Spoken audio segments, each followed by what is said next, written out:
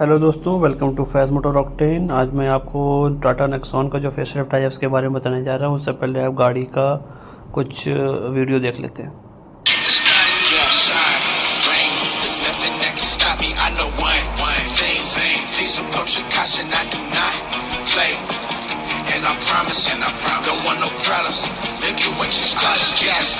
This might not be a generational change for the Nexon since the platform and powertrains have been carried over, but it looks so much more than a facelift. At the front, you can see a lot of inspiration from the curve concept shown at the Auto Expo.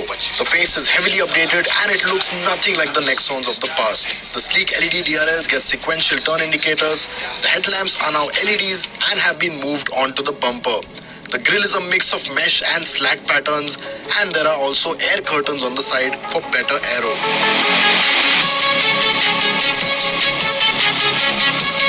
Over to the side, the sharp lines continue and the alloys also get a new look. That said, they are still 16 inches and get the same tire size as before.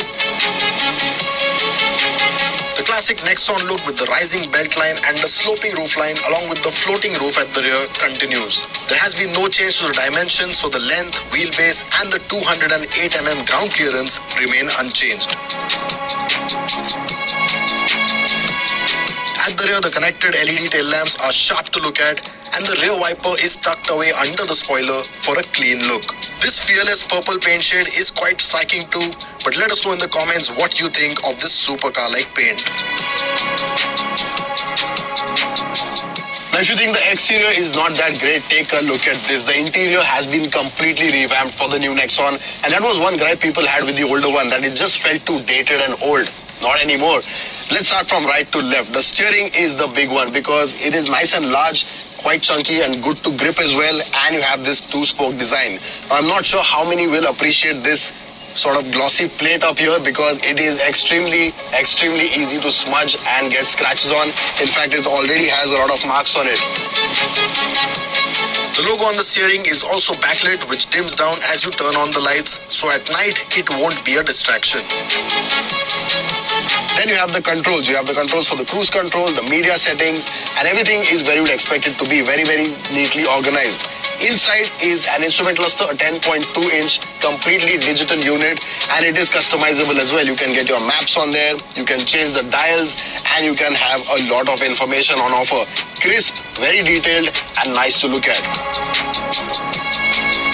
For a full view of the maps in the instrument cluster, if you are an Apple user, you will have to use Apple Maps via CarPlay, and Google Maps will only work with Android Auto connected. Next thing is the touchscreen. Again, a 10.25-inch unit and very responsive and slick. You get wireless Apple CarPlay, wireless Android Auto as well, and you have all the settings you need in here. Low down is another sadly glossy panel, which, like I said, is prone to smudges, dust and scratches. Now, it's going to be very difficult to maintain, so you better have a microfiber cloth in here. But you have your climate control settings in here, and you also have the option to choose the 360-degree camera and open the boot from down here as well. Low down, you have a small cubby hole that gets a Type-C port and a Type-A USB port along with a charging socket. There's also a wireless charging pad here. A sunroof is on offer as well. And like the older Nexon, you get a drive mode selector as well. The other highlight on the Nexon is the audio quality with the 8-speaker JBL speakers that also get a subwoofer. It gets multiple modes to select depending on the audio, and overall is a superb system if you love your music. Add to that the incredibly crisp 360-degree camera with blind view monitor along with dedicated SOS switch for emergency, and it's evident that this truly is a 2023 interior. So overall, it is an interior that will definitely appeal to a lot of the buyers. However, what will split opinion is this upholstery, because the purple on the outside doesn't seem that brash and bold, but when you get inside, this lavender mixed with the black, and then you have these grey accents as well, it's not for everyone, and that I think will split opinion. Definitely let me know in the comments what you think of this purple and black interior upholstery. The other thing are the seats, which have been redesigned, so they are a bit more comfortable, a lot more supportive. However, cushioning is not as soft as the earlier Nexon. It has been firmed up slightly, but that also means a good amount of support. What's nice is that the seats get height adjust for driver and passenger, and ventilation, which works very effectively.